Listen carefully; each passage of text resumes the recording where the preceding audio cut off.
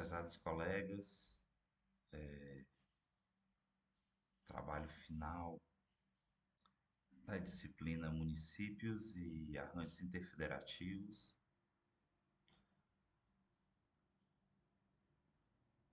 O trabalho foi realizado por Flávio Melo Silva e ele é requisito, né, como já dito, a nota final da disciplina Municípios e Arranjos Interfederativos, com base no capítulo 1 do livro de mesmo nome, Municípios e Arranjos Interfederativos.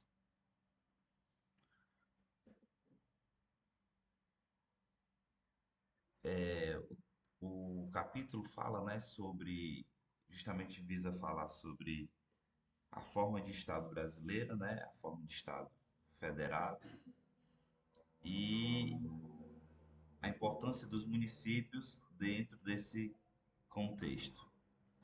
Então, a organização político-administrativa brasileira. No artigo 1º da Constituição Federal de 1988, nós temos o seguinte comando constitucional: a República Federativa do Brasil é formada pela união indissolúvel dos estados e municípios e do Distrito Federal e constitui-se em Estado Democrático de Direito. Então veja que nesse primeiro comando do artigo 1º já deixa claro essa forma de Estado brasileiro de ser federado, né? Forma federativa federada. A gente sabe que existe outras formas de estados, como a forma confederada, mas o Brasil adotou a forma federativa. E o artigo 18, também da Constituição Federal de 1988, traz o seguinte comando: a organização político-administrativa da República Federativa do Brasil compreende a União, os Estados, o Distrito Federal e os municípios, todos autônomos nos termos desta Constituição. Então, aqui é o ponto central, onde a gente vê como se forma esse cenário, né?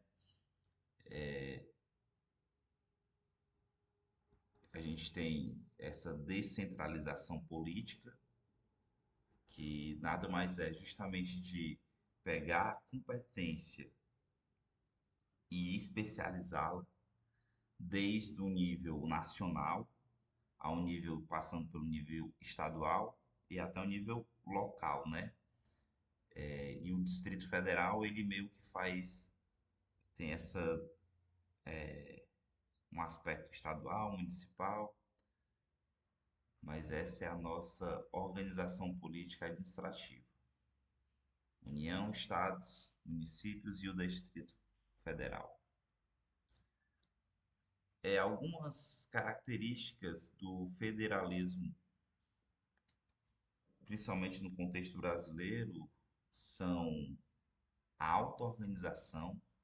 Essa auto-organização, ela advém das constituições estaduais, no caso dos estados e do Distrito Federal, e das leis orgânicas de cada município dentro do território brasileiro.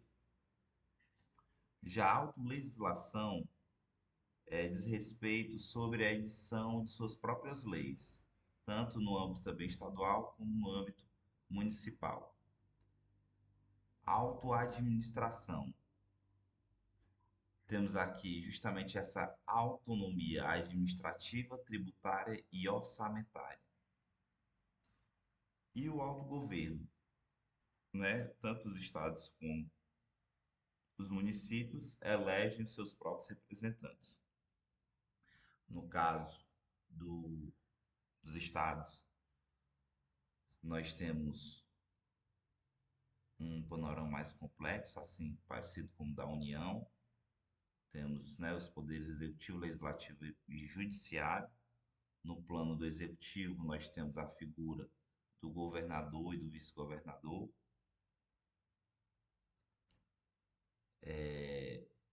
e dos deputados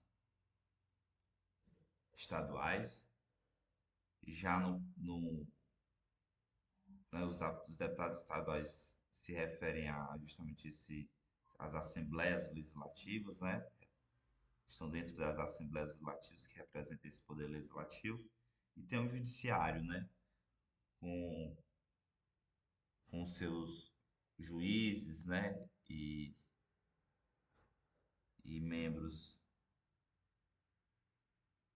como o Ministério Público.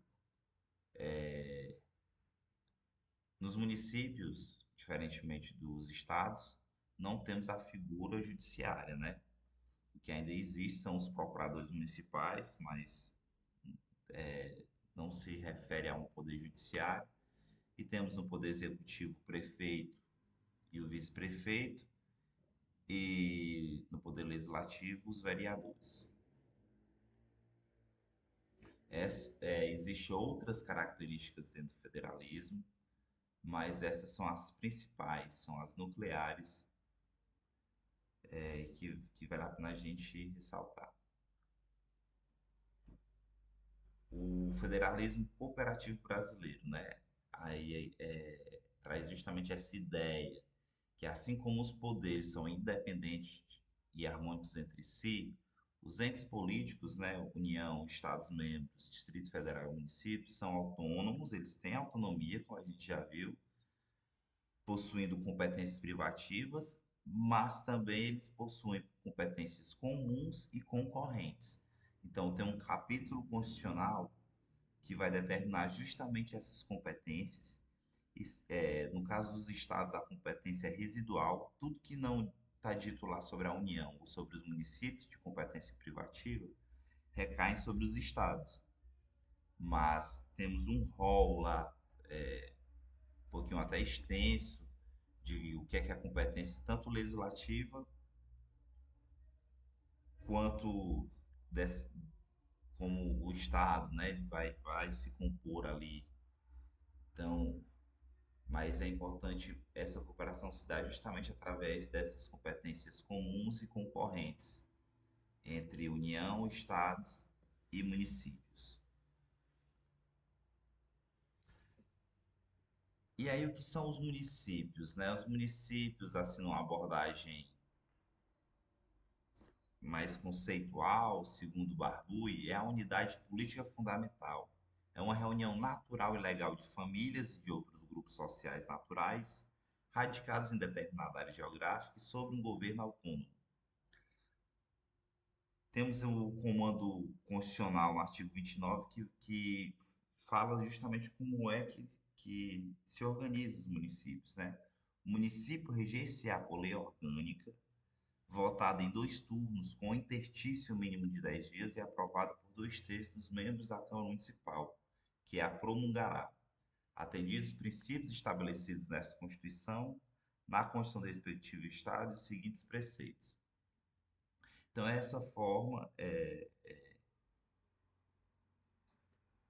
até interessante que esse artigo 29, relatar que esse artigo de 29, ele era um pouco mais simples, ele, né, ele teve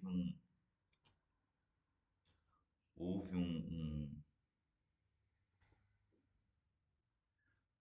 houve uma emenda que modificou esse artigo, ele era o mais simples. Até a gente brinca que depois dessa emenda constitucional, que mudou esse artigo, hoje no Brasil é mais fácil criar um novo estado do que criar um novo município, porque com a primeira lei, o primeiro comando constitucional antes da emenda era muito simples e isso estava gerando muitos municípios, inclusive alguns bem inviáveis, com poucos habitantes, né? Estava se tornando inviável e oneroso a administração pública. É interessante falar sobre esse fato. E seguindo, né, eu acho que o artigo 30 da Constituição Federal vai falar justamente sobre as competências do município. Então, entre outras, temos legislar sobre assuntos de interesse local, suplementar a legislação federal e estadual no que couber, instituir e arrecadar os tributos de sua competência, bem como aplicar suas rendas, sem prejuízo da obrigatoriedade de prestar contas e publicar balancetes nos prazos fixados em lei. Criar, organizar e suprimir distritos, observada a legislação estadual, organizar e prestar diretamente sobre o regime de concessão por emissão de serviços públicos de interesse local, incluído de transporte coletivo, que tem caráter essencial. Manter a cooperação técnico-financeira da União e do Estado, programas de educação infantil e de ensino fundamental, prestar com a cooperação técnico-financeira da União e do Estado serviços de atendimento à saúde da população, promover, no que couber, adequado ordenamento territorial, mediante planejamento e controle do uso, do parcelamento e da ocupação do solo urbano. E o último inciso, promover a proteção do patrimônio histórico-cultural local, observada a legislação e ação fiscalizadora federal e estadual. E para encerrar, a gente encerra com os desafios dos arranjos metropolitanos, né? A gente sabe que, principalmente ali em torno dos municípios que formam as capitais, né, de cada estado, ali costuma ocorrer, né, não só ali, mas principalmente próximo das capitais, costuma ocorrer aquele efeito que a gente viu na disciplina anterior, né, a conurbação, que os municípios às vezes perdem até os limites das suas fronteiras, né, ficam tudo um aglomerado só ali, um aglomerado urbano, e isso geralmente acontece ali perto dos municípios que estão próximos à capital de cada estado. E alguns desafios desses arranjos metropolitanos são coordenação e cooperação. A colaboração entre diferentes municípios pode ser difícil devido a interesses políticos e econômicos divergentes. A falta de mecanismos efetivos para garantir a cooperação pode levar a uma gestão fragmentada e ineficiente. Desigualdade socioeconômica. As regiões metropolitanas frequentemente abrigam áreas com grandes disparidades socioeconômicas. A legislação precisa abordar de forma eficaz a distribuição equitativa de recursos e serviços públicos, os que nem sempre acontece. Infraestrutura e mobilidade. A integração da infraestrutura urbana como transporte público, saneamento e habitação é essencial. No entanto, a falta de coordenação entre municípios pode resultar em infraestrutura mal planejada e serviços fragmentados. Planejamento urbano. Planejamento e a gestão de uso do solo em regiões metropolitanas são complexos e requerem políticas integradas. A legislação muitas vezes não oferece diretrizes claras ou flexíveis o suficiente para lidar com as dinâmicas urbanas em constante mudança. Gestão ambiental. A proteção e a gestão de recursos ambientais em áreas metropolitanas são desafiadoras. A legislação precisa ser robusta para garantir o desenvolvimento sustentável, mas a aplicação dessas leis pode ser insuficiente. Então é isso, pessoal. Obrigado e até breve.